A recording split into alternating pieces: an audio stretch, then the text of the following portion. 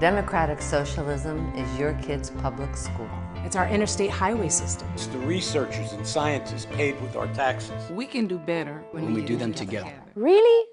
I know better, because I'm from Guatemala. I've seen the impact of socialism. My father escaped Cuba. My grandfather suffered under communists in Hungary before escaping. As a child, I was taught socialism was wrong. I grew up mocking it. But democratic socialism sounded okay.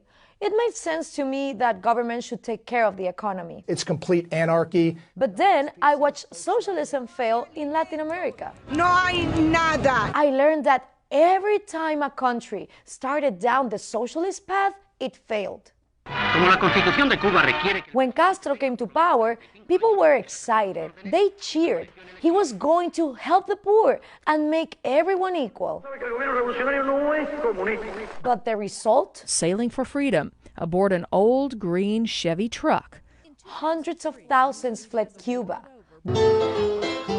Here, in Little Havana in Miami, Cubans who escaped are eager to remind people how bad life in Cuba had become.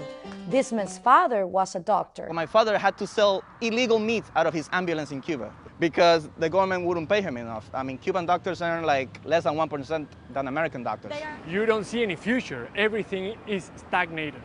Healthcare, education, nowadays they're in ruins. I tell my Venezuelan friends, we warned you guys. Esta es la hora del pueblo bolivariano.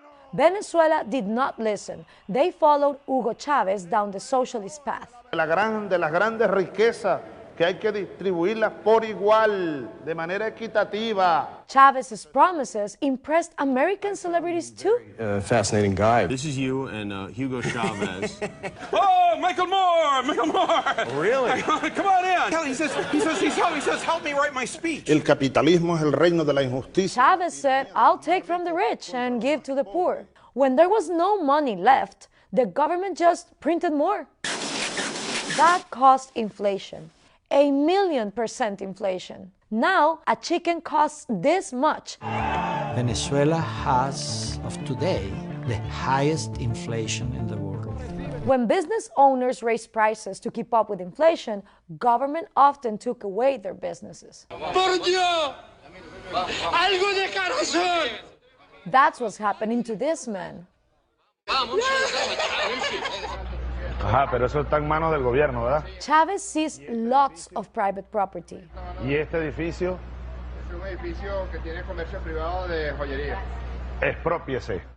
Chávez seized thousands and thousands of businesses, just took them away from their owners. Yet most Venezuelans liked that.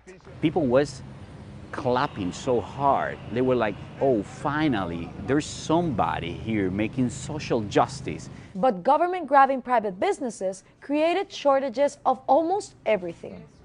Why did you leave your country? It's like the apocalypse.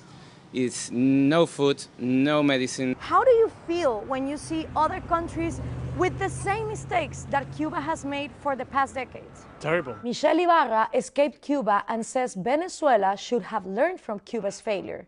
People in other countries in Latin America, they will blame anything else besides socialism. Blaming socialism for Venezuela's riches to rags story is grossly misleading. And there are plenty of socialist countries that look nothing like Venezuela. When I talk about democratic socialism, I'm not looking at Venezuela. I'm not looking at Cuba. I'm looking at countries like Denmark and Sweden. Why not try my Swedish tradition? Scandinavia is now called a socialist success. Even people jailed in Venezuela like Francisco Marquez say that. I mean, you have Norway, you have Finland, you have these type of countries that are democratic, that have democratic institutions, and many of them have socialist